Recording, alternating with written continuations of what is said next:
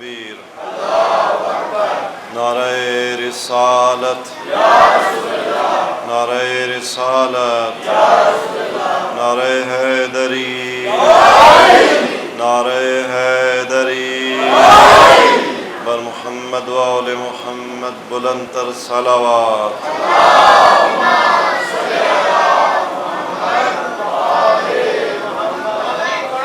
اعوذ باللہ من الشیطان الرجیم، بسم اللہ الرحمن الرحیم،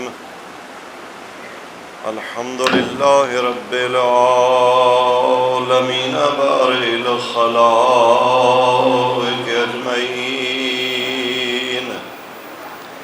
الحمد للہ الذی تخیرت فی اشعۃ انوارہ افہام الموحدین وتقاصرت دون ادراک کمالہ اوہام المتوہمین، الحمد للہ الذی توحد بالعظمۃ والعلاء وتفرد بالجود والکبریاء، لا يبلغ مدحته القائلون سبحان اللہ عما یصفون۔ صلوات۔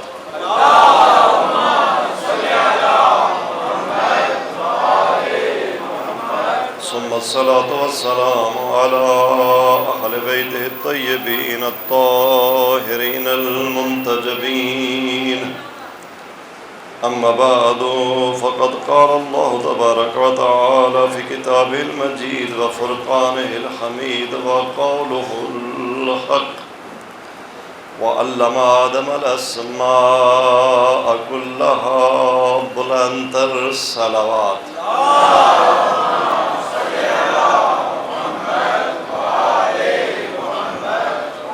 مجلس اعزا کی مقبولیت کے لیے، اپنی حاجات کی برآوری کے لیے ایک دفعہ پھر بھی بآواز بلند صلوات۔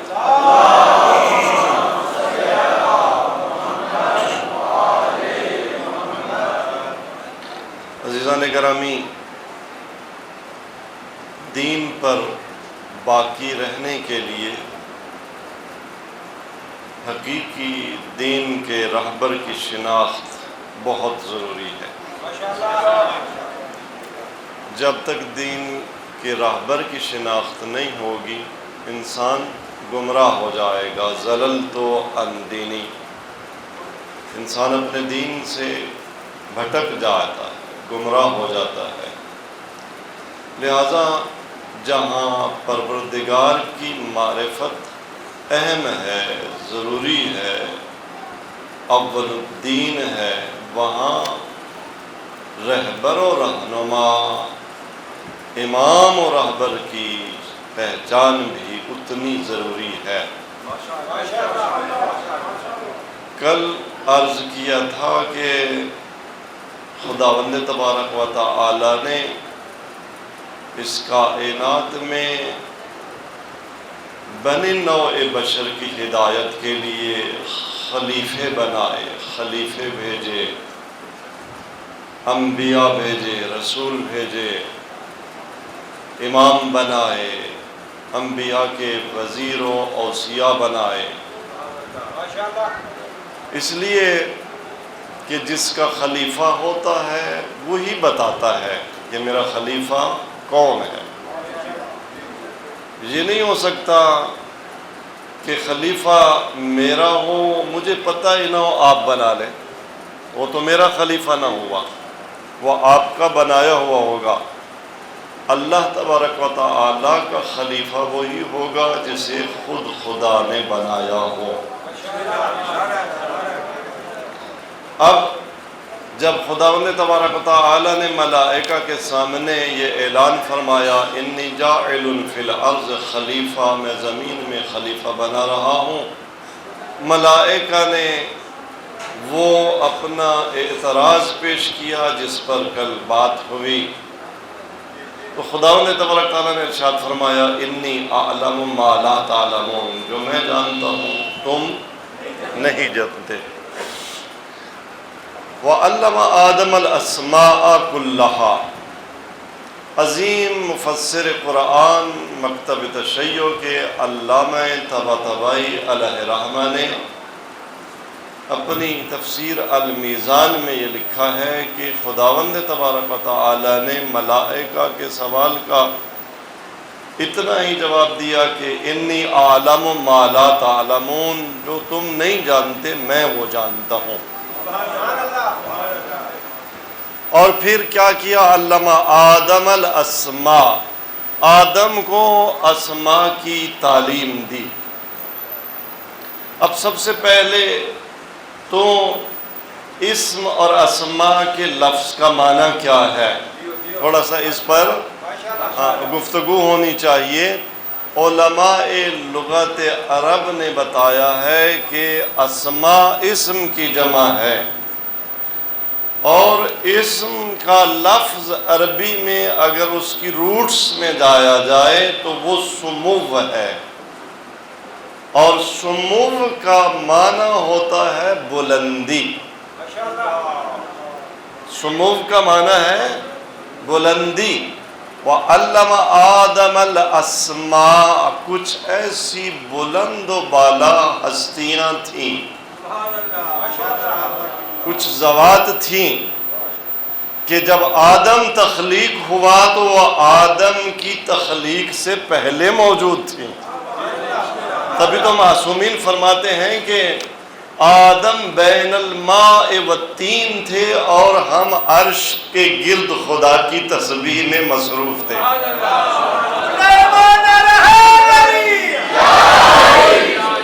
ابھی آدم خلق نہیں ہوئے تھے، اور ہمارا نور عرش الہی پر ثناء پروردگار میں مصروف تھا۔ تو آدم خلق ہو گئے، آدم پر اعتراض ہو گیا، ملائکہ نے سوالیہ نشان آدم کی تخلیق پر لگا دیا۔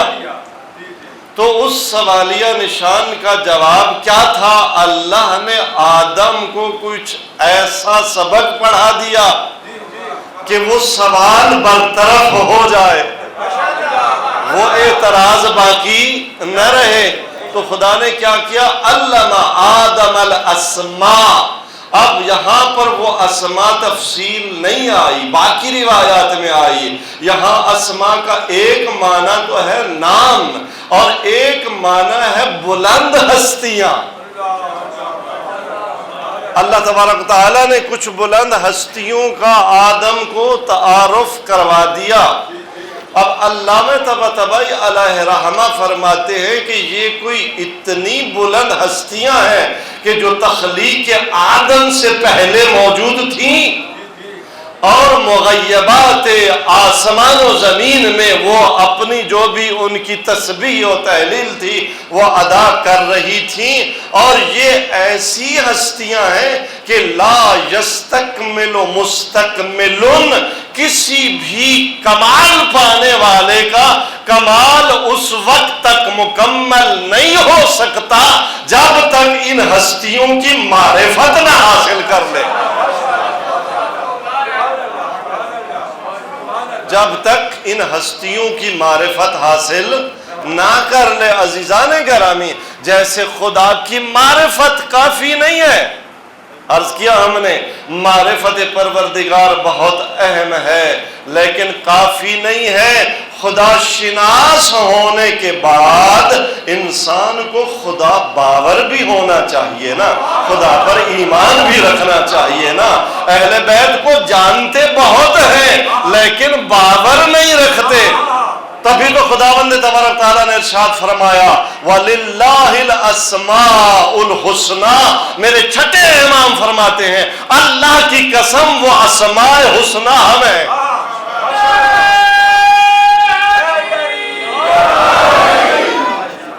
وَلِلَّهِ الْأَسْمَاءُ الْحُسْنَى فَادْعُوهُ بِهَا۔ یہ خدا فرما رہا ہے، میں نہیں کہہ رہا، خدا خود فرما رہا ہے کہ خدا کے اسماء حسنہ ہیں، خدا کو بلانا ہے تو ان اسماء کے ذریعے بلاؤ، خدا کو ان اسماء کے ذریعے۔ لہذا کوئی کائنات کا عابد جب تک ان اسماء پر ایمان نہ لے آئے، جب تک ان کی ولایت کا اقرار نہ کر لے، اس کی عبادت قبول نہیں ہے۔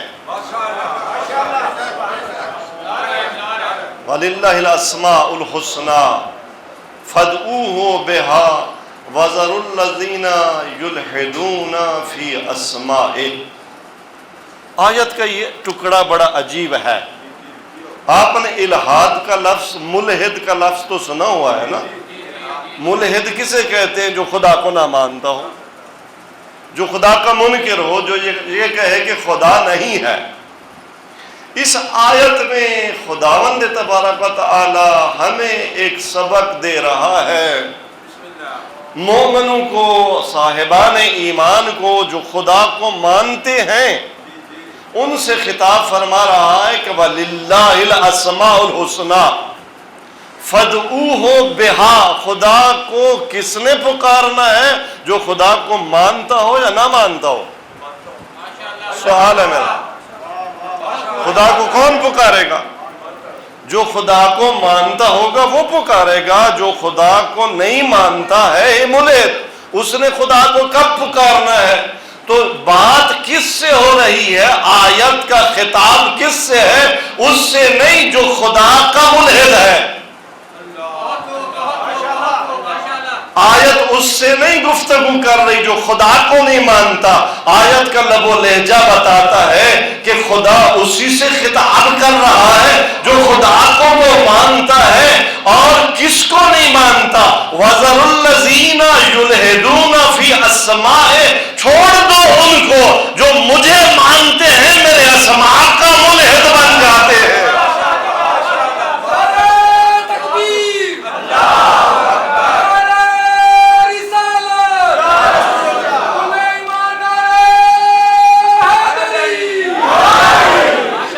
کفر اور ایمان کے فتوے لگانے والوں، اے ہمیں کافر کہنے والوں، آؤ ذرا دیکھو قرآن کسے کافر کہہ رہا ہے، قرآن کسے ملحد کہہ رہا ہے۔ قرآن اسے ملحد کہہ رہا ہے جو خدا کو مانتا ہو۔ نحن اسماء اللہ الحسنى، امام صادق فرماتے ہیں ہم اہل بیت اسماء الہی ہیں۔ جو اہل بیت کو نہ مانے، قرآن تو اسے الہاد کی۔ وَذَرُوا الَّذِينَ، چھوڑ دیں انہیں جو اس کے اسماء میں الہاد کرتے ہیں، ان کا معاملہ خدا ان قریب انہیں ان کے اس فعل کی سزا خود دے گا۔ تو عزیزان گرامی، جب یہ نمائندہ الہی ہے تو کس نے بتانا ہے کہ میرا کون نمائندہ ہے؟ اس خدا نے بتانا ہے کہ میرا کون نمائندہ ہے۔ اس خدا نے تعارف کروانا ہے کہ میرا کون نمائندہ ہے۔ کل عرض کیا تھا نا کہ اس خداوند تبارک و تعالی نے بنی نوع بشر کی ہدایت کے لیے جو کتاب بھیجی ہے وہ لا ریب، بسم اللہ الرحمن الرحیم، الف لام میم ذالک الکتاب لا ریب فیہ، کتاب میں کوئی ریب نہیں ہے۔ اگر کسی ایجوکیشنل سسٹم کا، کسی سکول کا، کسی کالج کا نظام بالکل ایکوریٹ ہو، 100% بہترین نصاب بچوں کے ہاتھ میں کتاب دے دی جائے اور استاد کو پڑھانا نہ آتا ہو۔ آج کل بڑے چرچے ہیں نا، ہم آج کل اپنے بچوں کو کہاں بھیجنا ہے جی؟ کیمبرج میں بھیجنا ہے جی، ہارورڈ میں بھیجنا ہے جی، فلاں میں بھیجنا ہے جی، فلاں میں۔ ہاں نظام وہ ہو، اور آج کل ہر سکول کوشش کرتا ہے کہ اپنے سکول میں نصاب کس کا؟ جی آکسفورڈ کا نصاب ہم پڑھا رہے ہیں۔ ایسا ہے نا، ہمارے آپ کے بچوں سے فیسیں لوٹنے کے لیے، ہمیں دھوکہ دینے کے لیے جی لکھ کے بینر لگا دیا کہ جی یہاں آکسفورڈ کا نصاب رکھا گیا ہے۔ نصاب آکسفورڈ کا ہو اور استاد کو 4 جملے بھی انگریزی کے نہ آتے ہوں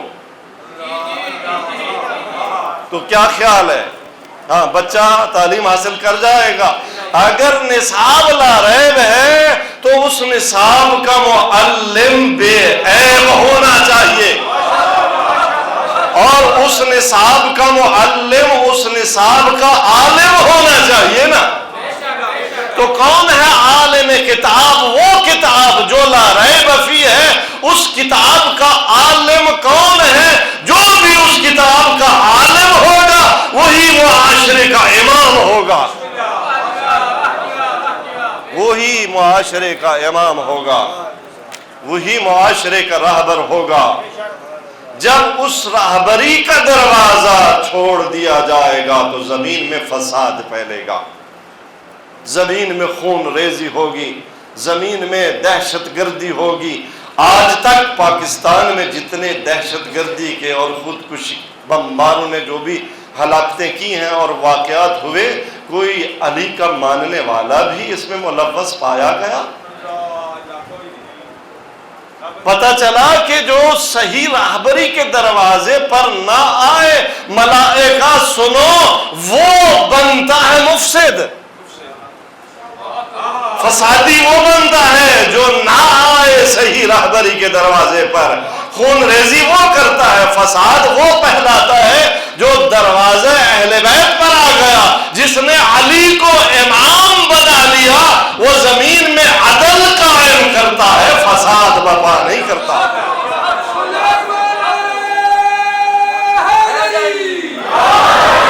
اس لیے کہ ہمارا امام وہ ہے جس کے بارے میں وہ مسیحی عیسائی مورخ بھی جرداق بھی لکھ گیا کہ قتل علی فی محرابہ لشدت عدلہ. علی محراب مسجد میں عدالت کی شدت کی وجہ سے شہید کیے گئے. علی کے ماننے والے عادل ہوتے ہیں، ظالم نہیں ہوتے. اور یاد رکھو، اگر کوئی نام علی لیتا ہے لیکن ظلم کر رہا ہے تو یہ ملحد ہے، یہ منافق ہے. منافق وہی ہوتا ہے نا جس کی زبان پر کچھ اور ہو، دل میں کچھ اور ہو. اس نے علی کو امام نہیں مانا. علی امام عادل ہے جو راضی نہیں ہے کہ ایک چیونٹی کے منہ سے ظلمن جو کا چھلکا چھین لے. واللہ لو اعطیت الاقالیم السبع. میرے مولا فرماتے ہیں اللہ کی قسم، اگر 7 افلاک کی حکمرانی، 7 افلاک کے خزانے علی کی گود میں رکھ دیے جائیں، اعلیٰ ان آسے اللہ کہ میں اللہ کی اتنی بس نافرمانی کروں کہ ایک چیونٹی کے منہ سے جو کا چھلکا ظلمن چھین لوں تو علی 7 افلاک کے خزانوں کو ٹھکرا دے گا، یہ ظلم نہیں کرے گا. تو عرض کر رہا تھا اس کتاب کا معلم کون بنے گا؟ جو اس کتاب کا عالم ہوگا. اب سوال یہ ہے کہ اس کتاب کا عالم کون ہے؟ کہاں سے اس جواب کو پائیں؟ قرآن نے جواب دے دیا ہے. قرآن نے تو بتا دیا ہے کہ معلم کتاب کون ہے. اس آیت میں جس میں ارشاد فرماتا ہے وَيَقُولُ الَّذِينَ كَفَرُوا لَسْتَ مُرْسَلًا. اے میرے حبیب، کافر آپ سے کیا کہیں گے کہ اے مصطفیٰ، اے محمد، تو رسول نہیں ہے. وَيَقُولُ الَّذِينَ كَفَرُوا لَسْتَ مُرْسَلًا. جب تیری رسالت کا کافر انکار کر دیں اور کہیں کہ تو اللہ کا رسول نہیں ہے تو کیا کہنا ہے؟ قُلْ كَفَى بِاللَّهِ شَهِيدًا بَيْنِي وَبَيْنَكُمْ، کہ میری رسالت کی گواہی کے لیے 2 گواہ کافی ہیں. مجھے تمہاری رسالت کی گواہی کی ضرورت نہیں ہے. میں جب سے اس دنیا میں آیا ہوں آج تک میں نے کسی بشری معلم کے سامنے زانوِ تلمذ خم نہیں کیا.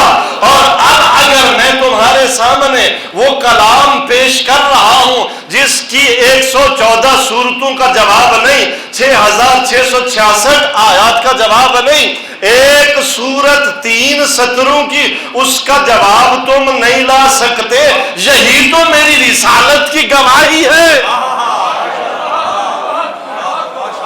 یہی تو میری رسالت کی گواہی ہے وہ اللہ، اس نے اس قرآن کو میری رسالت کا معجزہ بنا دیا ہے۔ اللہ تبارک تعالیٰ نے یہ اعجاز، یہ معجزہ عطا کر کے میری رسالت کی گواہی دی ہے۔ ایک لا ریب کتاب بھیج کر خدا گواہ، اور کون گواہ؟ دوسرا کون گواہ؟ وَيَقُولُ الَّذِينَ كَفَرُوا لَسْتَ مُرْسَلًا قُلْ كَفَى بِاللَّهِ شَهِيدًا بَيْنِي وَبَيْنَكُمْ وَمَنْ عِندَهُ عِلْمُ الْكِتَابِ۔ مسلمانوں، ناموس رسالت کے نام پر فساد پھیلانے والوں، رسالت کی گواہی کون دے رہا ہے؟ جسے رسول کا، رسالت کا گواہ خدا نے بنایا ہے، اسے ٹھکرا کر، اس کا انکار کر کے تم کس ناموس رسالت کی بات کرتے ہو؟ کس ناموس رسالت کی بات کرتے ہو؟ اور ہمیں تانا دیتے ہو کہ یہ شیعہ ناموس رسالت کی بات نہیں کرتے، ہم سے بڑھ کر کس نے ناموس رسالت پر گردنیں کٹوائی ہے؟ کون ہے ناموس رسالت پر اپنا جان و مال قربان کرنے والا؟ وہ ہمارے امام ہیں۔ تو اللہ تبارک تعالیٰ ارشاد فرما رہا ہے، اے میرے حبیب، تیری رسالت کا انکار اگر کرے تو بتا دینا کہ میری رسالت کے دو گواہ ہیں، ایک خدا ہے اور ایک وہ ہے جس کے پاس علم الکتاب ہے۔ اب تھوڑا سا میرے ساتھ چلنا، تھوڑا سا سوچنا کہ آیا جس کے پاس علم الکتاب ہے وہ خود رسول ہے یا رسول کا غیر ہونا چاہیے؟ اگر میری آپ کی عدالتیں مدعی سے کہیں گواہ لے آؤ اور وہ کہے میں خود گواہ ہوں،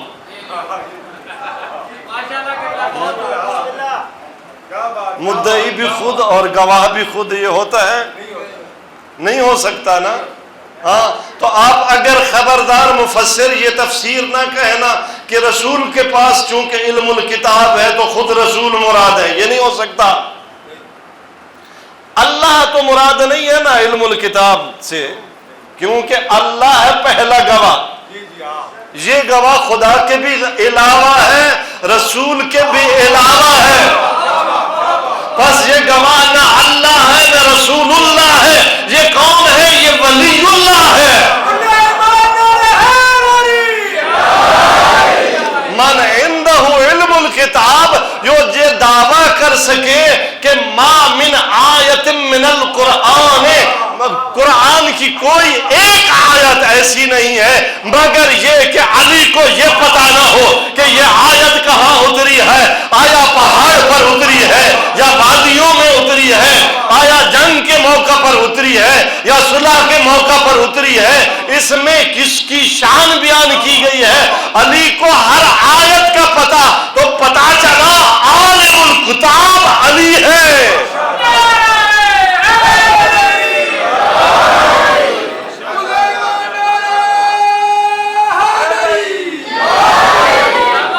ومن عنده علم الکتاب، علم الکتاب کس کے پاس ہے؟ جو یہ دعویٰ کر سکے۔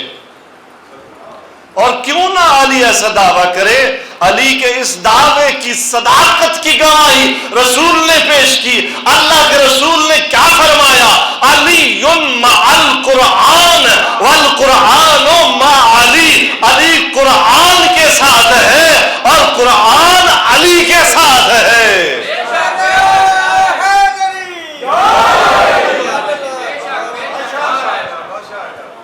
آیت اللہ وحید خراسانی نے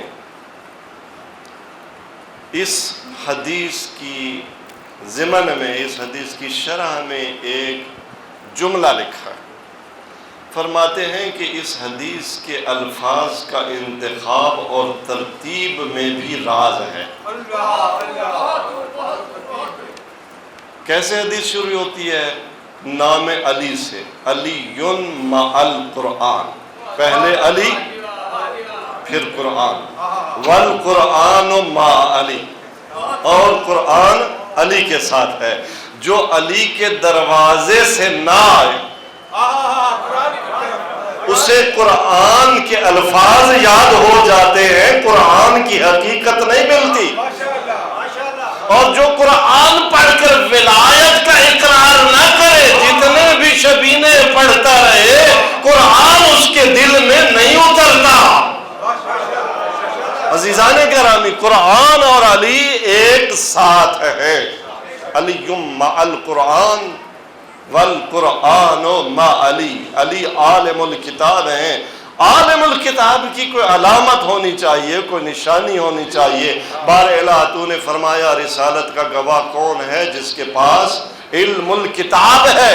عالم الکتاب کی کوئی نشانی کو پتہ، وہ بھی قرآن نے دے دیا، وہ بھی قرآن نے دے دیا۔ قرآن کریم نے وہ پتہ جناب سلیمان علی نبینا علیہ الصلوۃ والسلام کے اس واقعہ میں دیا کہ جب آپ نے ملکہ سبا، جو کہ جنوب یمن میں جس کا تخت ہے، اور حضرت کا تخت اور دارالخلافہ ہے آج کے شام اور لبنان کے علاقے میں، تو حضرت نے اپنے اصحاب سے کہا کہ میں یاتیکم بعرشھا قبل ان یاتونی مسلمین، میں یہ چاہتا ہوں کہ ہدہد نے جس تخت کی آ کر مجھے خبر سنائی ہے اور میں نے ملکہ سبا کو جو پیغام بھیجا ہے اور انہوں نے تسلیم ہو کر سرنڈر ہو کر آنا ہے، میں یہ چاہتا ہوں کہ ملکہ سبا کے آنے سے پہلے اس کا تخت یہاں حاضر کیا جائے۔ میں یاتینی بعرشھا، کون ہے تم میں جو اس کا عرش یہاں پر لے آئے گا؟ قال عفریت من الجن، جنوں میں سے عفریت نے کیا کہا کہ انا آتیک بہ قبل ان تقوم من مقامک، تو ابھی اپنی مسند سے اٹھے گا نہیں کہ اس سے پہلے میں لے آؤں گا۔ آپ نے کیا فرمایا؟ نہیں، اس سے بھی جلدی کون لے کے آ سکتا ہے؟ اس وقت کس نے کہا؟ جس کے پاس قال من عنده علم من الکتاب۔ اس نے کیا کہا؟ انا آتیک بہ قبل ان یرتد الیک طرفک، کہ میں آپ کی آنکھ جھپکنے سے پہلے، میں آپ کی آنکھ جھپکنے سے پہلے شام اور یمن کے درمیان کا فاصلہ سمیٹ دوں گا اور وہاں سے تخت کو اٹھا کر تیرے سامنے رکھ دوں گا۔ پتا چلا جس کے پاس علم من الکتاب ہو، کتاب کا تھوڑا سا علم ہو، میرے مولا فرماتے ہیں آصف ابن برخیا کے پاس اسم اعظم میں سے ایک حرف کا علم تھا، ہمارے پاس 71 حرف کا علم ہے۔ تو جس کے پاس 71 حروف کا علم ہے، اگر آصف ابن برخیا ایک آن میں یمن سے شام میں ملکہ سبا کا تخت لا سکتا ہے، تو پتا چلا کہ جس کے پاس علم الکتاب ہوگا اس کی پوری کائنات پر حکمرانی ہوگی، اور وہ بنے گا گواہ رسالت، وہ رسول کی رسالت کی گواہی دے گا۔ اور وہ کون ہے؟ وہی ہستی نا جنہیں مولا نے رسول خدا صلی اللہ علیہ وسلم نے حکم دیا۔ جناب انس نے یہ روایت نقل کی ہے کہ پیغمبر اکرم نے ایک چادر منگوائی اور اپنے چند بزرگ صحابیوں کو حکم دیا کہ اس چادر پر بیٹھ جاؤ۔ بیٹھ گئے۔ جناب انس کو بھی حکم دیا کہ آپ بھی بیٹھ جائیں، بیٹھ گئے۔ جناب انس کو حکم دیا کہ جو واقعات پیش آئیں وہ آپ نے نقل کرنے ہیں۔ ایک خبر نگار بھی بندوبست پیغمبر نے کر دیا تاکہ وہ کل مسلمانوں تک خبر پہنچا سکے۔ پھر حکم دیا یا علی آپ بھی اس چادر پر بیٹھ جائیں۔ مولا امیر المومنین بھی چادر پر بیٹھ گئے۔ اب اللہ کے نبی نے فرمایا یا علی چادر کے سفینے پر بیٹھنے کے بعد ہوا پہ ایک حکم چلا. کون سا حکم؟ کل یا ریح احملینا. علی آج حکم چلا ہوا کو کہہ کہ چادر کے سفینے کو اڑا. بس ادھر مولا نے حکم دیا یا ریح احملینا، اے ہوا ہمیں اڑا. جناب انس فرماتے ہیں کہ اب یہ چادر کا سفینہ پرواز کرنے لگا. رسول کے اصحاب اس چادر کے سفینے پر سفر کر رہے ہیں، یہ تشتری اڑ رہی ہے. فرماتے ہیں ایک لک و دک صحرا میں جب ہم پہنچے تو مولا امیر المومنین نے پھر حکم دیا یا ریح زئینا، اے ہوا ہمیں اتار دے. ادھر حکم امیر المومنین ملا، ادھر چادر کا سفینہ بغیر ایئرپورٹ کے لینڈ کر گیا. بغیر ایئرپورٹ کے، کوئی رن وے نہیں تھا، کوئی پہیے نہیں تھے، بغیر رن وے کے یہ سفینہ لینڈ کر گیا.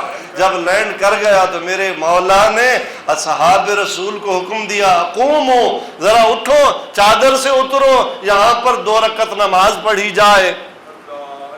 لک و دک صحرا عرض کرنے لگے یا علی یہاں تو پانی ہی نہیں ہے، وضو کیسے کریں گے، نماز کیسے پڑھیں گے؟ میرے مولا نے فرمایا یہ ہے نا پانی. بس ادھر اشارہ ہوا زمین کو، ادھر پانی کا چشمہ پھوٹا.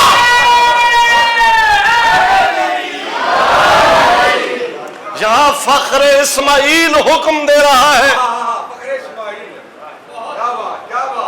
پانی کا چشمہ پھوٹا، وضو کیا، نماز پڑھی. پھر میرے مولا نے فرمایا دوبارہ چادر پر بیٹھ جاؤ. بیٹھ گئے. جناب انس فرماتے پھر مولا نے حکم دیا یا ریح احملینا، اے ہوا ہمیں اڑا. ہوا اڑانے لگی، یہ سفینہ اڑنے لگا. ایک پہاڑی کے دامن میں کہیں جب پہنچے تو پھر مولا علی نے حکم دیا یا ریح زئینا، اے ہوا میں اتار دے. پھر دوبارہ سفینہ لینڈ کر گیا. اب تو ذرا پہاڑی علاقہ تھا، وہاں بھی بڑے سکون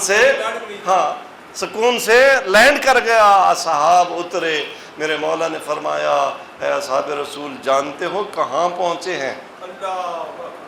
عرض کرنے لگے نہیں یا علی ہمیں نہیں معلوم ہم کہاں پہنچے ہیں. مدینہ سے جو سفینہ چلا تھا وہ کہاں پہنچا؟ وہ دمشق میں جہاں اصحاب الکہف والرقیم کی غار ہے، اس پہاڑی پہ یہ سفینہ آ کے اترا. میرے مولا نے فرمایا ہؤلاء اصحاب الکہف والرقیم، وہ جن کے بارے میں خدا نے فرمایا ہے کہ کون من آیاتنا عجبا، جو خود خدا کی نشانیاں ہیں. میرے مولا نے فرمایا یہ اصحاب کہف و رقیم ہیں یہاں پر سامنے، ان پر اٹھ کر سلام کرو. اب بڑے بڑے اصحاب رسول کے انہوں نے اٹھ کے سلام کیا. جب سب سلام کر چکے تو اب کس نے سلام کیا؟ میرے مولا آگے بڑھے. میرے مولا نے سلام کیا. جب مولا نے سلام کیا تو اصحاب کہف و رقیم کی غار سے جواب آیا. جب جواب آیا تو کچھ فرق نہیں ان پاک نبی کے یاروں میں. یہ فلسفہ پرانا چل رہا تھا. تو اصحاب نے پوچھا یا علی فرق کیوں ڈال دیا اصحاب کہف و رقیم نے؟ ہم بھی اصحاب رسول، آپ بھی صحابی رسول. ہم نے سلام کیا ہے جواب نہیں دیا انہوں نے، آپ نے سلام کیا ہے جواب آیا. تو وجہ کیا ہے؟ میرے مولا نے فرمایا خود اصحاب کہف و رقیم سے پوچھ لیتے ہیں کہ میرے سلام کا جواب ہے، آپ کے سلام کا جواب نہیں ہے. جب میرے مولا نے پوچھا اے اصحاب کہف و رقیم میرے سلام کا جواب کیوں، باقی اصحاب رسول کے سلام کا جواب کیوں نہیں دیا، فقط میرے سلام کا جواب کیوں دیا؟ تو آواز آئی نحنو لا نرد السلام الا علی نبی او وصی نبی، کہ ہم کسی کے سلام کا جواب نہیں دیتے، جواب دیتے ہیں تو یا نبی مسیح کے سلام کا جواب دیتے ہیں۔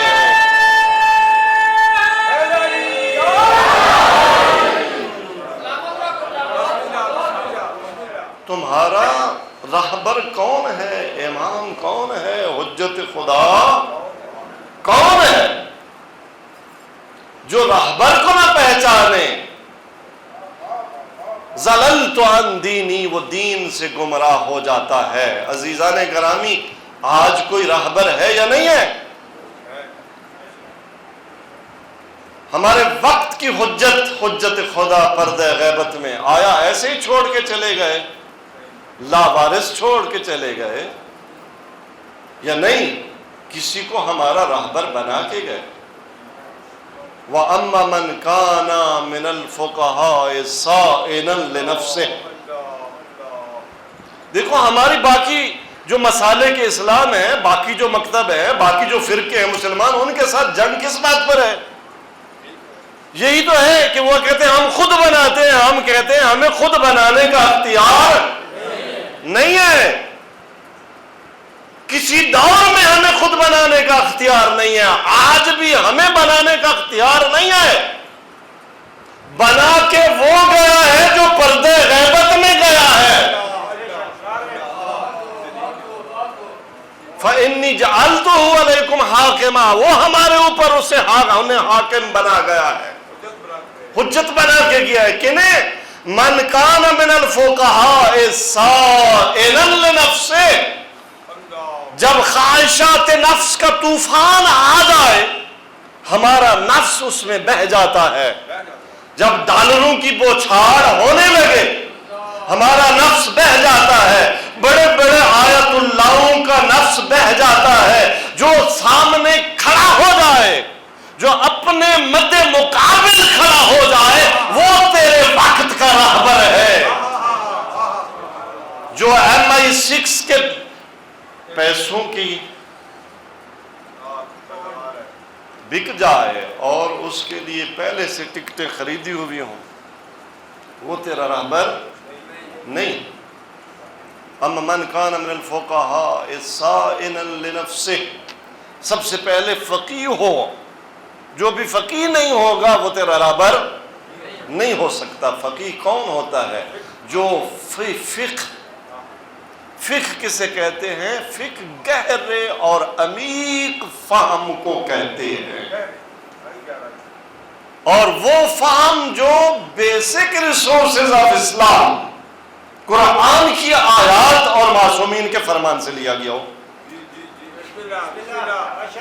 قرآن کی آیات اور معصومین کے فرمان سے وہ گہرا فہم حاصل کرنے کے لیے بیسیوں گہرے علوم میں PhD کی حد تک ایکسپرٹی چاہیے، تب انسان سمجھ سکتا ہے کون سی آیت مطلق ہے، کون سی آیت مقید ہے، کون سی آیت ناسخ ہے، کون سی آیت منسوخ ہے، کون سی روایت تکیے کے مقام پر آئی ہے، کون سی روایت بغیر تکیے کے آئی ہے، کون سی آیت اضطرار کا حکم بیان کر رہی ہے، کون سی روایت اضطرار کا حکم بیان کر رہی ہے، کون سی روایت اختیار کا حکم بیان کر رہی ہے، کس روایت کے رجال ضعیف ہیں، کس روایت کے رجال صحیح ہیں، کس کی توثیق ہوئی ہے، کس کی توثیق نہیں ہوئی۔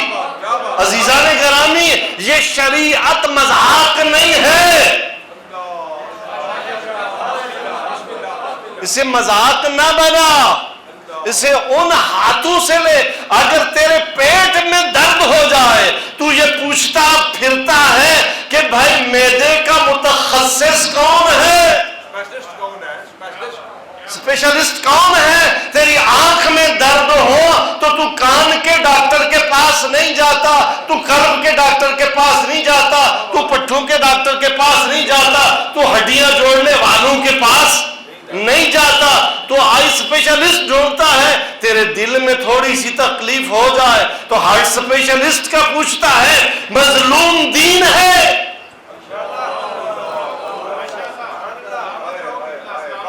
مظلوم دین ہو گیا۔ اگر دین بیمار ہو جائے تو کہاں جانا ہے عزیزان گرامی؟ جو دین کا متخصص ہے اسے امام زمانہ نے فقیہ کہا ہے۔ رہبر کو پہچان، اپنے وقت کے رہنما کو پہچان۔ اس وقت میری آپ کی امت میں، ہماری قوم میں جتنا فساد آیا ہے رہبر کو نہ پہچاننے کی وجہ سے آیا ہے۔ جنہوں نے وقت کے رہبر اور رہنما کو پہچانا ہے ان میں فساد نہیں ہے، ان میں الحاد نہیں ہے۔ عزیزان گرامی، یہ کربلا کی قربانی اسی لیے دی گئی۔ مسئلہ کیا تھا؟ کیوں واقعہ کربلا پیش آیا؟ اسی لیے کہ حسین کو پہچانا نہیں گیا نا۔ کہاں یزید، کہاں حسین؟ یزید کو امام مان لیا، حسین کو امام نہیں مانا۔ جب امام کو نہیں، حجت خدا کو امام نہیں مانا جاتا تو کربلا بپا ہوتی ہے۔ یہ کربلا درسگاہ ہے ہماری۔ اگر امت اسلام نے رہنما کو، الہی راہبروں کو پہچان لیا ہوتا تو حسین کو مدینہ نہ چھوڑنا پڑتا۔ 5 مہینے تک زہرا کی بیٹیوں نے صحراؤں کا سفر کیا۔ کہاں رجب، کہاں محرم، 5 مہینے علی کی بیٹیاں سفر کرتی رہی۔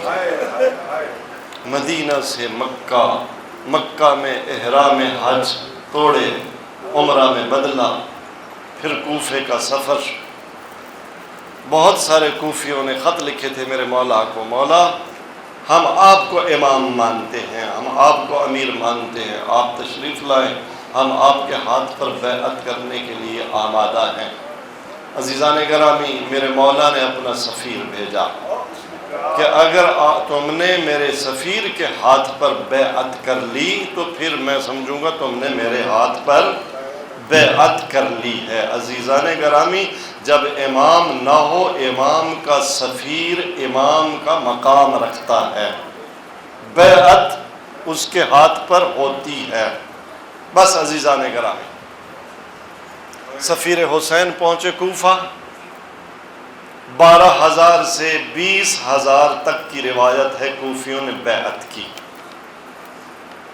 لیکن جب رات کی تاریکی میں ابن زیاد کوفہ میں داخل ہوا اور دارالامارہ میں داخل ہوا، یہ ملعون، اس نے ایک طرف سونے اور زواہر و جواہر و زر و جواہر کے صندوق کھولے، بہت سے لوگوں کو اس نے خرید لیا، اور ساتھ یہ مشہور کر دیا، یہ افواہ عام کر دی کہ 30,000 کا یزیدی لشکر کوفہ پہنچنے والا ہے، جس نے حسین کے سفیر کا ساتھ دیا اس کا گھر برباد کر دیا جائے گا۔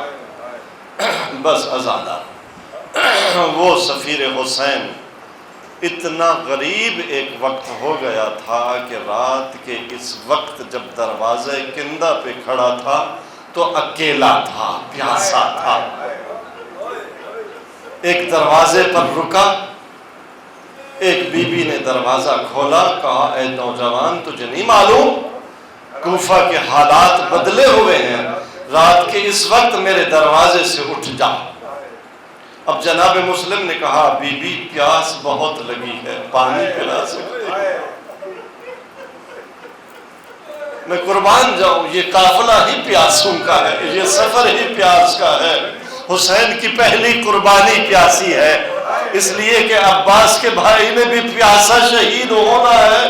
ازادارو بی بی پانی لائی، کہا اے نوجوان پانی پی لے اور میرے دروازے سے جلدی اٹھ کے چلا جا، اپنے گھر چلا جا، کوفہ کے حالات ٹھیک نہیں ہیں۔ اس وقت جناب مسلم نے کہا بی بی میں کہاں جاؤں، میرا کوئی گھر جو نہیں ہے، میں مسافر ہوں، میں پردیسی ہوں۔ کہا پوچھا کہ آپ کون ہیں؟ بتایا میں حسین کا سفیر مسلم ابن عقیل ہوں۔ جب حسین کا نام آیا نا تو وہاں نے گھر کا دروازہ کھولا اور بسم اللہ میرے حسین، میرے مولا قصد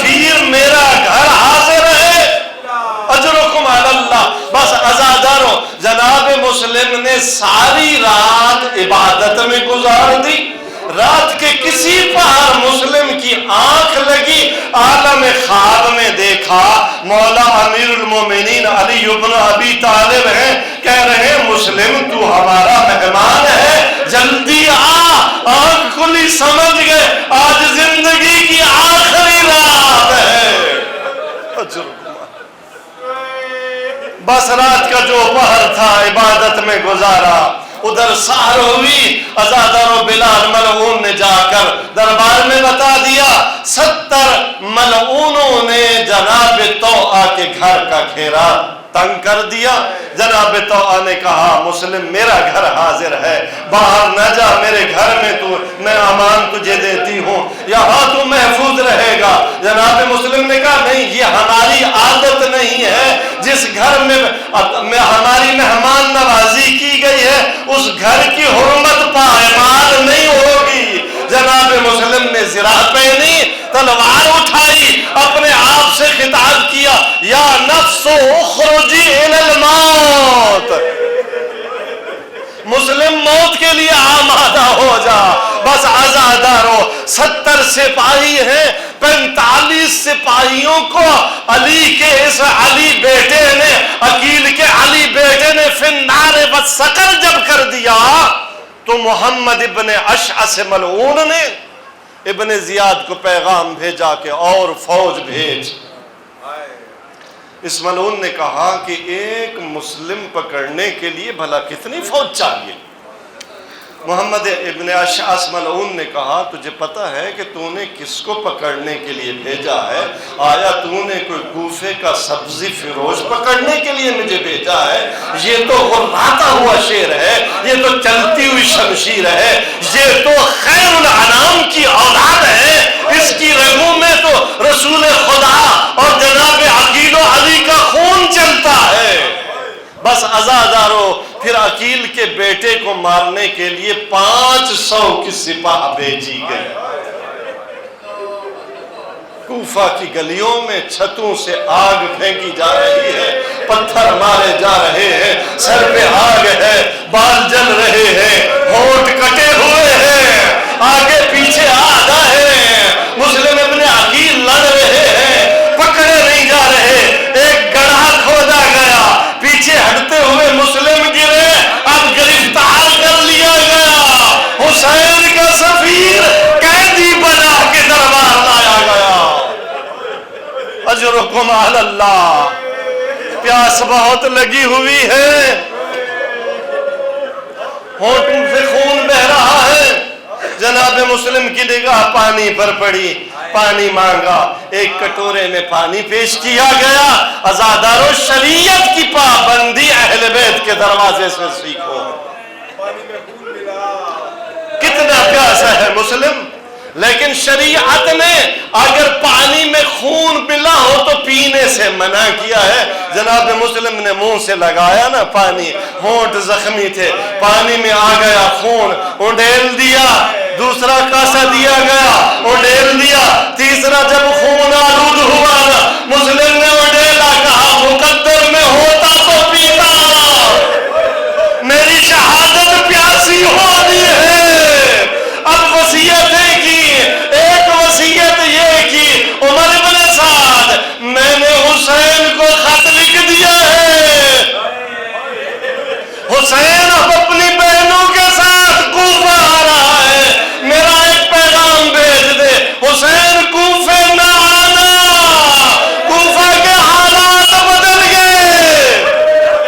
بس عزادارو دار الامارہ کی چھت پہ لے جایا گیا جناب مسلم کو. 2 رکعت نماز کی اجازت مانگی. 2 رکعت نماز پڑھنے کے بعد یہ جو زیارت امام حسین ہے نا عزیزان گرامی، اس کا ادب اور طریقہ یہ ہے کہ اگر دور سے زیارت کر رہے ہو تو پہلے 2 رکعت نماز پڑھو، اور 2 رکعت نماز زیارت پڑھنے کے بعد کربلا کا رخ کر کے کہو السلام علیکہ یا ابا عبداللہ. یہی کام جناب مسلم نے کیا. 2 رکعت نماز پڑھنے کے بعد اس راستے کا رخ کیا جدھر سے حسین نے آنا تھا. کہا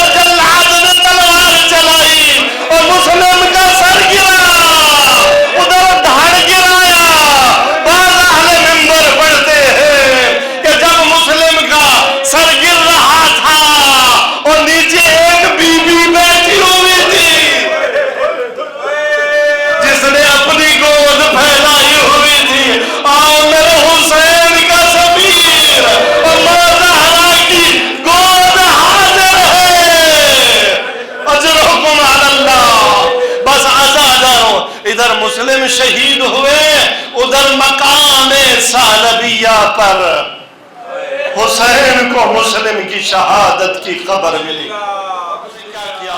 فرمایا عباس مسلم کے بیٹوں کو بلاؤ، مسلم کی بیٹی کو بلاؤ۔ جب مسلم کی اولاد آ گئی نا اور مسلم کی بیٹی سے حسین نے کچھ ایسے انداز سے پیار کیا، بیٹی سمجھ گئی، کہا مولا آج تو یوں میرے ساتھ پیار کر رہے ہو اور جیسے یتیموں کے ساتھ، اور کہیں میرا بابا تو نہیں مارا گیا۔ اور میرے مولا نے فرمایا مسلم کی بیٹی کیا ہوا؟